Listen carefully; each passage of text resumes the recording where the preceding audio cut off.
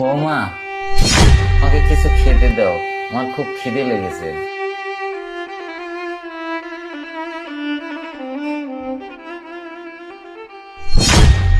বৌমা, এইটুক রুটির তো আমার পেট ভরবে না, আর একটু দাও না বৌমা।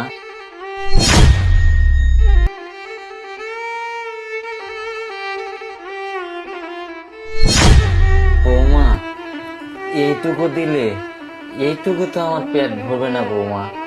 আর আমার ছেলে তো অনেক টাকা ইনকাম করে, অনেক টাকা পাঠায়। তো তো কি হয়েছে?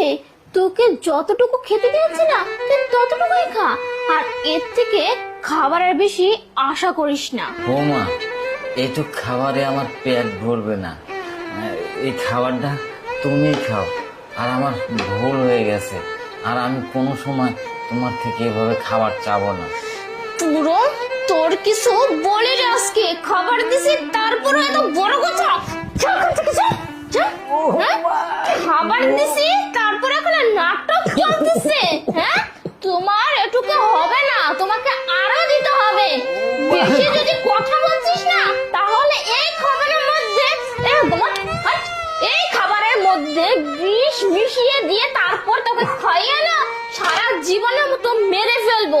অনেক হয়েছে, জীবনটা একদম জ্বালাতে জ্বালাতে একদম শেষ করে ফেলেছে। সব সময় খাবার নিয়ে নাটক করে। এই, না খেয়ে থাকতে পারিস না? না খেয়ে থাকতে পারিস না? সব সময় খাবার নিয়ে নাটক করে আমার সাথে। এখন একদম কাঁদবি না, কাঁদবি না। বেশি কান্নাকাটি করলে না তোকে না খাইয়ে রাখবো, বুঝতে পারছিস? সর এখান থেকে।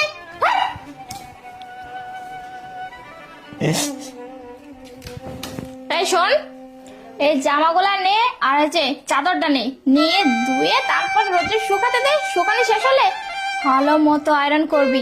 আরে জামা তো পুড়ে যাবে, দেখতে পাসনি নাকি? হ্যাঁ, আর আমার শাড়িও আছে, শাড়িগুলো সুন্দর করে ধুয়ে আয়রন করে দিবি।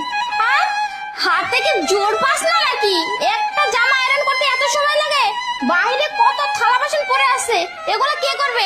তাড়াতাড়ি আয়রন কর, আয়রন শেষ হলে জামা কাপড়গুলো কেচে দিবি। যা, যা, যা। আচ্ছা ঠিক আছে বৌমা, আমি সব করে দেবো নি, সমস্যা নেই। হ্যাঁ, তাড়াতাড়ি হাত চালা, দেরি কেন করতেছিস? শান্তা, আরে তুমি কখন আসলে?